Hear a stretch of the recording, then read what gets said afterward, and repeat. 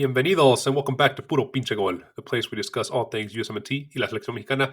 My name is Adrian. Joining me once again, my co-host Tocayo, post Uruguay Mexico. Adrian, how you doing, man? I'm doing, dude. I don't know how am I after that match. I mean, all things considered, yes, I'm doing all right. But yeah, dude, it was a tough one to watch. Even though you predicted 3-1, I think, right? You said 3-1. This 4-0 still hurts. I don't think we predicted that much. No. But this is 6 things we learned. As you guys know, if you've been following us for a while now, we like to do 6 things we learned, where we do 6 key takeaways from the game for Mexico or USMNT. In this case, Mexico. Takeaways either positive, negative, or neutral. And this one, I think, might be a little more negative than anything else. But before we really dive in, Adrian, we kind of, a lot of pundits, I think the whole Mexican soccer media had a really different prediction as to what the lineup was going to be. I think I officially, have given up trying to guess what Jimmy does, because there's no sense to his his lineups anymore. But I don't think anybody could have predicted this lineup. Why don't you give us a rundown of who he started for the starting 11 here? Yeah, I totally agree with you. I think it caught everyone by surprise. But he lined up on a 4-2-3-1, which is not uncommon for him, but not necessarily what we expected. He started with Tyler Rangel. Then you have, I think his name is Brian Garcia, or from Pachuca, if I'm not mistaken. Victor Guzman, El Toro Guzman from Monterrey, Chiquete Orozco from Chivas, Gerardo Arteaga from Monterrey. Then you have Edsonalvarez and Nene Beltran from Chivas, El Piojo Alvarado, Orbelín Pineda, El Chino Huerta, and at the very front, El Memote Martinez, Guillermo Martinez. So all in all, only 2 players from what we should consider the regular starting 11 for Mexico under Jimmy, right? Arteaga and Edson? Yes, that's it. That's it.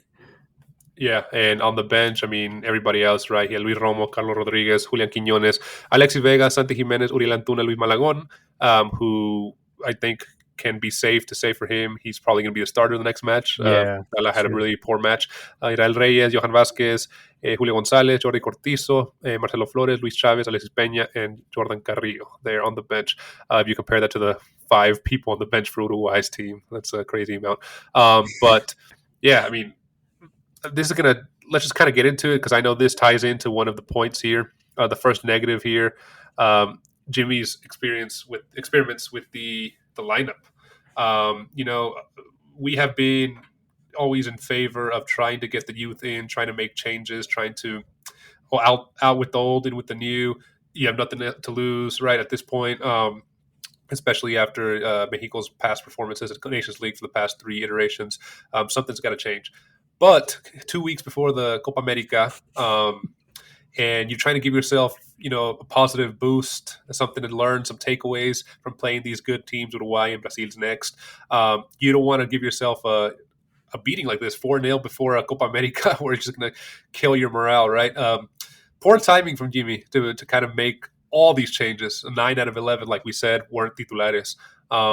This is a time where you probably sprinkle in a couple youngsters, but for the primarily you have your main team, right? You don't just go in there against Uruguay and put 9 youngsters, just go have a good time, try to save yourselves. But I don't know, man. What are your thoughts on this? Yeah, poor timing. I think all in all, it's just poor timing. Yes, we agree with the generational change. Yes, it should happen. It's nice to see that we have some youngsters out there trying their luck, but first of all, why would you do it against a side like Uruguay? Why would you go, just pedal to the metal with all these changes in a match that, could be severely detrimental to the morale of the team? And what happens is that he exposes all of these young players and puts them in a very awkward position, not only within with themselves, but also with the fans, right? And I mean, you could tell that they were just not ready for this match. They were not ready for this challenge. They could barely understand each other. If you look at both the transitions from the offensive to the defense and vice versa, it was just a mess everywhere. And so here's the thing, is like, it's difficult to complain about this specific point because we want to see this change, and we would love to. I mean, we really like the fact that Henry Martin, Memo Ochoa, Irving Lozano are not on this list. So what can we say about it, right? If we say that we're in favor of this, then we have to swallow these kind of pills where we're just going to see Mexico get pounded big time by other teams who have way better chemistry, Right. or we find a different way and we just eat up the difficult pill of we have yet to rely on the likes of Memochoa, Henry Martin, until we can really face them out, right? Until we have a plan for them to, go into the sunset and we forget about them because we have someone new. So very tough spot. Jimmy went crazy. Se volvió loco. I don't really know what happened with him, but yeah, man. I think we all understood that this match really means nothing. But do you really have to throw it, out of the window like this? Yeah, I think against Brazil, I mean, like I said at the beginning of the video, I'm kind of done making predictions for now with Jimmy because it's hard to tell. But I would assume against Brazil, he's going to go with his mainly A team, maybe with a couple sprinkled young people in there, young He has players. to. But yeah, he has to, being less than 2 weeks away from the tournament. But yeah, first point negative to Jimmy and his experimenting. Although we like to see him experimenting, we like to see young players get a chance. Probably not the best time right now to go all in on it. Maybe put 4 or 5 youngsters, not 9. Yeah, so that leads us to our next point of topic here. Another negative, just something that we've discussed in the past that became more evident here. That's going to be very evident against these bigger teams that do have this one X factor. Mexico just does not have a B team. They have no bench depth. We saw, I mean, today's bench was primarily the starters, but if we were to reverse that and start the starters and have these younger guys on the bench, they can't compete. There's no B team to speak of as of right now. Who Mexico have on the starting 11 is who they have, and it's only a semi-competitive starting 11 as of right now. Who can Jimmy call in or call on in a crisis, man? I mean, this is who Mexico has at this point in time. Yeah, and this is a big problem. Not only for El Jimmy, but whoever comes after Jimmy gets kicked out of Mexico after Copa América, just because they're gonna realize that you can barely make one competitive or semi-competitive team that will probably give you some hope to move on to the next stage in the World Cup, right? But listen, even if you add the names of Chucky Lozano, Henry Martin, Memo Ochoa, you are still maybe potentially just putting together a team of 18 players that are somewhat competitive when compared to the USMNT, when compared to Uruguay, when compared to any other South American team, with the exception of Bolivia, of course, and maybe Peru, but Venezuela maybe.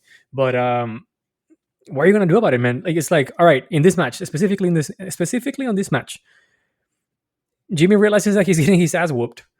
He turns around on the bench, and who do you have? Like who's gonna be your player who can jump into the pitch and make a huge difference, right? Like be so contagious that your teammates will follow you into making a comeback or at least dying of something. It's just I think it's that something has to that be Edson. I believe so, but Edson is your starting player, right? Yeah. Um, And you give Santigimenez 6 minutes. exactly.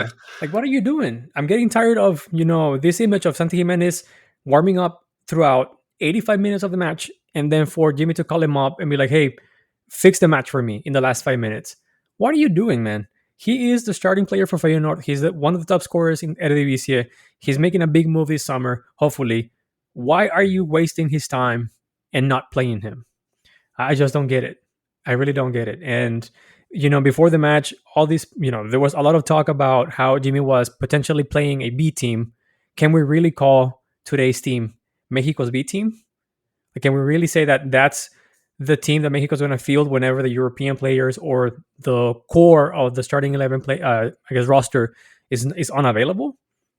I find it really hard to believe that we can say that Mexico has more than one team to be somewhat competitive in the international scheme. And the simple answer to that is they don't. I think we've Yep. accepted that they don't. They have 11 players that are, good for their clubs, most of them. Like you said, Feyenoord, Santi, Edsonalvarez, Luissuarez, you got Orbelin. But after that, when you have to look at the bench, there's a substantial drop. And, I mean, he gave the chance today to quite a few, like we mentioned, and just to name a few, Memote played horribly, I think. Victor Guzman, think Chino You Huerta name it, was dude. Yeah, you horrible. name it, man. Yeah, it would just the list goes on, right? But moving on to the next point, a neutral here. I think I mean, if you could call it a neutral, I think he was probably the most lively for Mexico in the first half. Had that screamer that hit the top crossbar, Piojo Alvarado. Um, I think like I said, he looked the most lively. He was the only one kind of causing Uruguay trouble. But maybe the one guy that can go out of this match and say, I at least did my part. And that's a lot to say, to be quite frank, after today's match. You know what? I'll buy it. Yes, if we have to find something not negative from this match, I would say that yes, El Piojo Alvarado was perhaps the one thing that didn't suck on the pitch.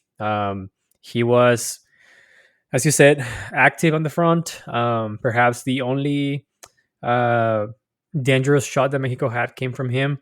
He was good making coverage when the defense needed his support, and he's one of those players that he's kind of a as much as I don't think as much as I think that he's overrated by the press.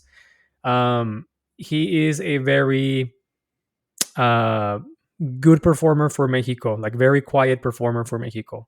It's kind of hard to find a match where he's not either decent or neutral, right? Yeah, And he's it's also always hard like to, a 6 to an 8. yeah, exactly. Like He's he's pretty not gonna he's consistent. not gonna bend or break any match, but you can always rely on him that he will do his job, I guess. So if we Yeah. can take something out of it, Some solace. Yeah. exactly. Another negative here, man. I think it could also be viewed as a positive depending on how you look at it. If you're Jimmy, this kind of made up, I think, Jimmy's mind as to who's going to be the number one goalkeeper going into the Copa América. I think Tala Rangel was pretty bad. He, especially on the second goal, where, to be fair to him, they left, I forget who it was, for Uruguay, right there in the center of the box by himself. But it was shot right at him, and he just did not react well in time. But I think he wasn't helped, Talan Angel, from his defense, but he didn't do himself any favors to get that starting spot. And I think it just goes to show that Malagon should have started. Malagon needs to start against Brazil, and Malagon needs to be the player to start in the Copa America after having a very, very good season for America. Yeah, man. I mean, this is another poor choice from Jimmy. Why would you play a keeper that you don't even intend to field in any of the matches for Copa America? Might as well just have the one keeper that you actually want to play so he can get warm for the competition. Um, I heard a lot of, well, I read a lot of people, and I also heard pundits during the match saying that, well, if there's someone that we can excuse from this horrible match, it's Talarangel. Like, it's not his fault that he got scored on. It's not his fault that Mexico played poorly. But I agree with you. Like, I think he could have done way more, especially on the second goal, and on the other ones, he could have done way more to help the defense to have a better orientation as to the direction they were running, who was free, who needed to be marked up. It's just he just didn't have a good match. He just didn't have a good match. And I am not gonna sit here and pretend that, or just give him some a free pass or whatever, some kudos, saying like, well, it's not your fault, man. You did what the best you can do. I don't think he did the best that he could have done on this match. And come at me, Chiva hermanos, or whatever whatever you want to say. I don't think that Rangel is good. And today was a good example of how he's not at the level that we need. Chiva Hermanos are going to be pissed because we're giving praise to America keeper and talking about their keeper. It is We're not what it wrong. is. Moving on to, I guess, another negative here. That kind of goes into what we've been talking about all episode. The young talent, which is not as good as we thought, and they did not take advantage of this opportunity. This was an Uruguay, not at full squad or not at full power, close to it, maybe 80%. But these young guns, a lot more was expected of them when Jimmy released his roster of the 27 or 26 convocados for the Copa America. People are praising the list, right? Being so full of youngsters, so full of people that are young players that were eager to perform, and people were saying that they were gonna give it all for their jersey, give it all for that opportunity that they've been claiming for a while now. But the likes of Chino Huerta, Chiquete, Beltran, Victor Guzman, Tala, list goes on, just did not take advantage of this opportunity. Yeah, man, and I think this is a very brutal not come to Jesus, but just come to reality, reality check on Mexico, because most of the players that we saw here, right? Name it, Victor Guzman, Nene Beltran. Well, Montaña didn't play, so kind of tough for him.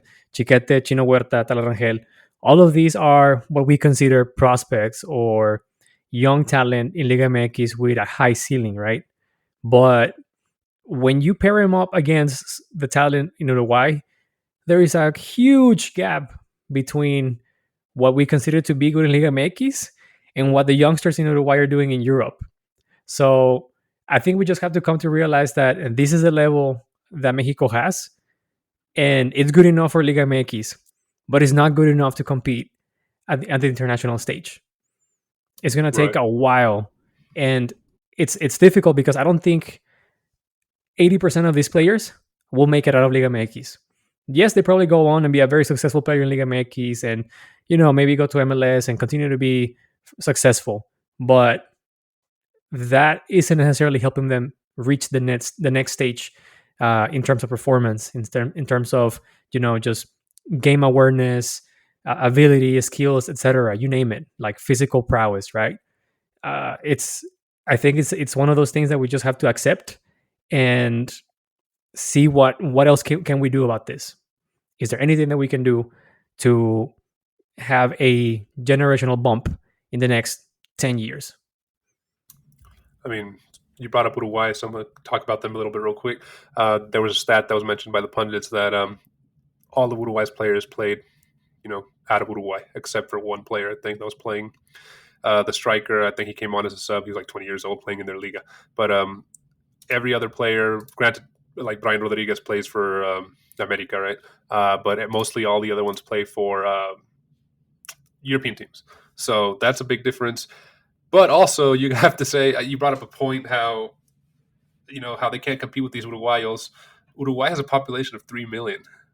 Mexico has a population of 120 million. So 40 times different there. How's Uruguay producing these such great players? I don't know. Question for another video, but That's a whole video in itself. yeah. But I mean, youngsters did not grab the bull by the horns and took advantage of this. And to be fair with them, Jimmy threw him to the freaking ring, dude. To the fire. Like, to the fire. He just didn't care about anything that could have happened with them. He was just like, "Hey, here you go. This is your chance. Prove to me that you belong here." And so it's like there's a big difference doing that against Guatemala than someone like Uruguay, right? So shoot. All right, and if you guys have been following us for a while, you guys know that we kind of like to end these 6 things we learn on a positive note. Hopefully, try to take a positive from every episode or every match, even if it's a very negative one like today's. But there was one positive that Adrian and I kind of came together on, and it was that finally the paisas that are living in the USA have finally pushed back a little. We saw them start chanting "Ole" every time Uruguay had the ball and passed the ball. We saw them. We don't condone the slur, the homophobic chants, or anything in any way. But they did it to Tala. So they were kind of pushing back on eltri, booing some instances when there were subs and changes. But I mean, the cheapest ticket there at Denver tonight for this match was $55, and to pay that much money just to go see this performance, there has to be a turning point with these fans have had enough. Yeah, man, I think enough is enough. And while we don't, what we, both of us agree that the homophobic chant needs to be eradicated because it just doesn't belong in the sport in any way possible. I think, at least for me, it's refreshing to see how the Paisas just pretty much letting Doña Fede know that they're not going to put up with this kind of BS, right? They're getting lied to every single time Mexico visits the US. All this propaganda for the Mex tour and the commercials and the ads, everything on social media showcases, the greatest and best players that Mexico has, and then you come here and you see nothing but brand new faces. And again, to be fair with them, this was just a difficult choice and a difficult match and just a poor decision from Jimmy. But I feel for them, dude. It's like, as you mentioned, the cheapest ticket is $50. You are a family of 5. you're paying $250 to see Mexico. That's perhaps a good chunk of change. Well, not a chunk of change, but that's probably a good amount of money for some of these families to be spending to taking their kids, plus whatever they're going to eat inside of the stadium. Shit, $12 beers. Exactly. For them to just, get disappointed every single time they see Mexico. I continue to support their, I guess, negativity towards Mexico in these ways, booing, uh, chanting "Ole" whenever Mexico loses the ball and the other team is passing through. And I think that's the correct way to let them know that they're not gonna put up with this kind of stuff. And I also saw people leaving like at the 60th minute. So it sucks that it has to get to this point, but I think this is the only way we can actually, us the fans, can have an impact on eltri. Yeah, because we did 7-0 against Chile a couple years back in 2018, and nothing's changed. So, Yep. yeah, luckily it was another 7-0, but yeah, the Doña Fede has to learn Thanks to that. Marcelo Bielsa, dude, because he realized, he He realized stopped that. it. Yeah. Exactly. Took the gas off the pedal, or Ooh. pedal off the gas. Yeah. Mhm. But this has been 6 things we learned. Mexico Uruguay, a match that, like we said in our preview, was going to leave us with a lot of takeaways, regardless of the result. I think Jimmy learned a lot. We learned a lot about Jimmy and his experimenting, and I think we learned a lot that Mexico just at the moment in time, as much as it pains, can't compete with these big boys. It would have been different if the starters had started. Perhaps it wouldn't have been 4-0, maybe 2-0. 3-1, 2-1. But I still think this Uruguay team was too much for even Mexico starters. But Adrian, man, as we wrap up this episode, bro, where can listeners find us, dude? They can always find us on YouTube. Don't forget to subscribe, hit the like button, and turn on the notifications. You can also find us on Apple Podcasts, Spotify, or wherever you get your podcast on. Last but not least, you can also find us on Instagram and TikTok now. We are posting more. Well, yes, we used to post every now and then, but now we post way more often. So check us out. Yeah, if you like funny memes about ligamx, MLS, USMNT, or eltri, make sure to follow us on Instagram and TikTok. And, if you like short form content more, we have a lot of our important keys from our videos in shorts on Instagram and TikTok. So be sure to check us out for sure. Adrian, man, this weekend has a lot more soccer. Mexico, Brazil, USMNT versus Colombia, right? It's Colombia, Yes, sir. Those are And the so matches on Saturday. we'll be dropping some preview episodes and some 6 things we learned from that. It's been a while since we did a USMNT video. There's been a lot more news going on from Mexico recently. Yeah. So we're going to be, heading back to this side of the river for some USMNT content. All right, man. Well, it's been another interesting one. I'll see you in the next one, bro. Take it easy, bro. See ya. News.